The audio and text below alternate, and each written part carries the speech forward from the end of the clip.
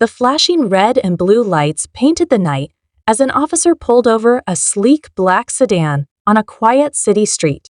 He approached the driver's side with authority, his hand instinctively resting near his holster. The man inside, calm and collected, rolled down his window, his deep voice cutting through the tense silence. "What seems to be the problem, officer?" But the officer wasn't interested in conversation. His suspicion flared at the man's composed demeanor, mistaking confidence for defiance. Without asking for identification, the officer ordered him out of the car. When the driver questioned why, things escalated fast. Within seconds, the officer grabbed his arm, yanking him onto the pavement. A struggle followed, knees pressing down, shouts filling the air until something unexpected happened. A second patrol car screeched to a stop, and another officer rushed over, his face going pale as he recognized the man pinned to the ground. "Wait, get off him. Do you even know who that is?" The arresting officer hesitated, confused. And then the truth hit like a freight train. The man he had just assaulted, the one lying breathless beneath his grip, was the mayor of the city. And in that moment, everything changed. The officer's grip loosened, but the damage was already done. The mayor coughed as he struggled to sit up, his suit crumpled, his dignity bruised. The second officer's urgent whispers barely cut through the heavy silence. "You just assaulted the mayor." The realization hit like a gut punch. The officer's face drained of color as he took a step back, suddenly aware of the gravity of his actions. But the mayor didn't lash out. He didn't yell or demand justice on the spot. Instead, he locked eyes with the officer, steady, unreadable.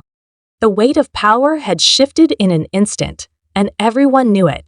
The second officer helped the mayor to his feet, his hands shaking slightly as he brushed the dust off the man's sleeves. "Sir, are you all right?" The mayor didn't answer right away. He exhaled sharply, wincing as he stretched his arms. His gaze flickered between the two officers, but he focused on the one who had just thrown him to the ground. The one who had seen his skin before he had seen his title. "What's your name, officer?" The question was calm, too calm.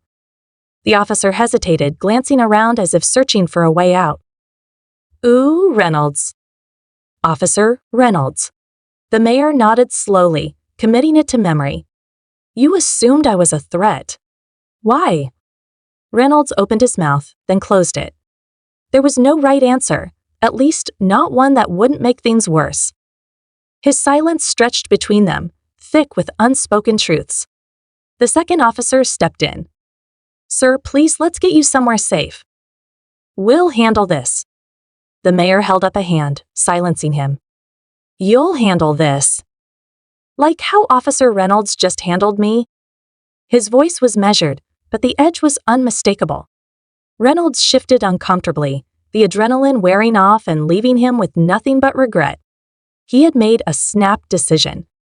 One that, for the first time in his career, could cost him everything. By now, a small crowd had gathered. A few people had pulled out their phones, recording from across the street. The murmurs were growing, suspicion crackling in the air like static. The mayor took in the scene, his mind already racing ahead. He knew what would happen next. The footage would go viral. The city would erupt with anger. His office would be flooded with demands for justice. But most of all, he knew this wasn't just about him. This was about every person who had been in his position, who didn't have a title to protect them, who couldn't make an officer hesitate once they realized their mistake. A sleek black SUV pulled up to the curb, its headlights cutting through the tension. The mayor's security team stepped out, their expressions unreadable as they took in the situation. One of them rushed to his side. "Sir, are you hurt?" The mayor didn't answer right away. His ribs ached, his pride even more so, but that wasn't what mattered right now. He took one last look at Reynolds, memorizing the fear, the shame, the uncertainty in the man's eyes. "I'll be fine," he said finally, but the weight of his words suggested otherwise. He turned to his security team, his tone decisive. "Let's go." As he climbed into the SUV, the last thing he saw was Reynolds standing frozen in place, his hands still clenched at his sides.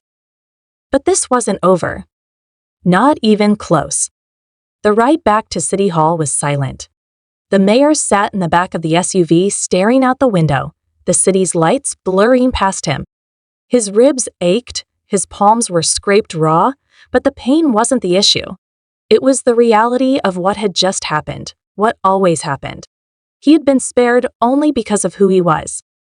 And that fact sat heavy in his chest. His security team didn't press him with questions. They had seen enough to know that whatever had gone down, it wasn't something to be handled in a brief car ride. Instead, one of them simply asked, "Sir, what's the next move?" He exhaled slowly. He didn't know yet.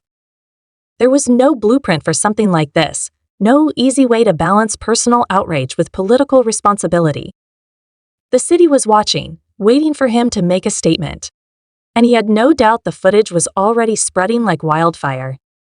When they arrived at City Hall, a small group of reporters had already gathered outside, their cameras and microphones ready.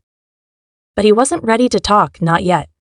He walked past them without a word, his security detail keeping them at bay. The door shut behind him, sealing him inside the quiet of his office. His phone buzzed on his desk. Dozens of missed calls. Messages from colleagues, activists, even people he hadn't spoken to in years. He ignored them all for now. Instead, he leaned against the desk, hands gripping the edge, his mind replaying the moment he was forced to the ground. The weight of it. The shock of being treated like a suspect before a single word had been exchanged. Then the knock at his door. One of his advisors stepped in, her expression tight with concern.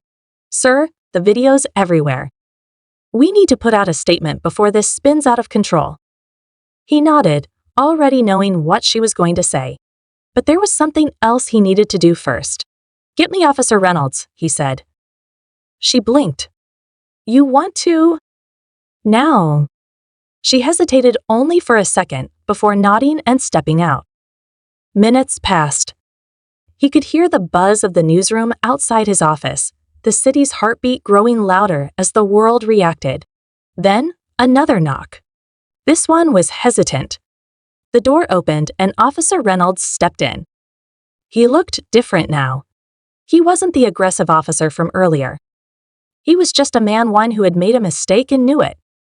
Reynolds didn't speak at first. His hat was in his hands, his posture stiff.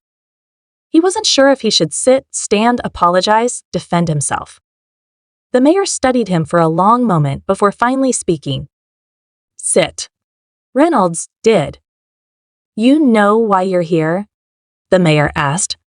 The officer swallowed. "Yes, sir, sir." There was no anger in the mayor's tone, but there was weight.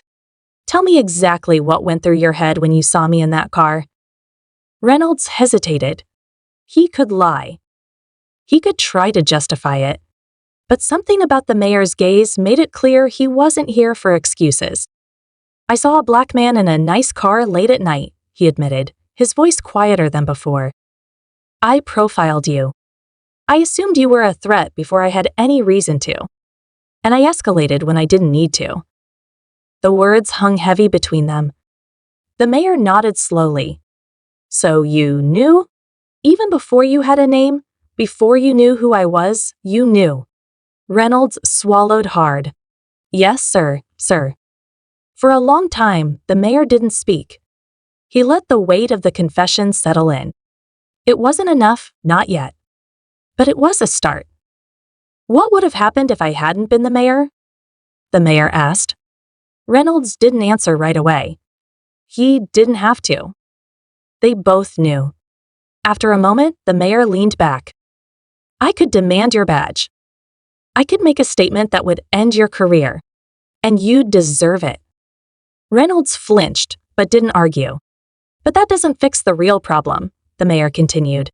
"Because this isn't just about you.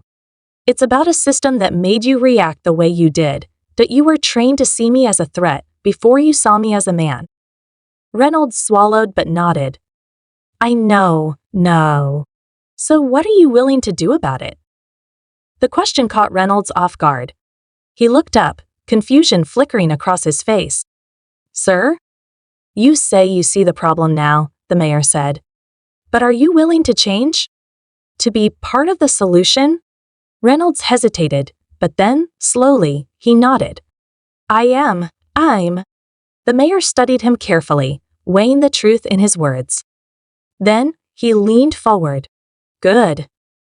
Because if you're serious, you're going to help me make sure this never happens again. And just like that, the conversation shifted. The mayor didn't just want an apology. He wanted action. He laid out a plan not just for Reynolds, but for the entire police department. Bias training, accountability measures, real consequences for officers who abused their power. But more than that, he wanted officers like Reynolds' officers who had been part of the problem to step up and take responsibility for making things right. Reynolds listened, nodding slowly, understanding that this wasn't just about saving his own career. It was about doing better, being better.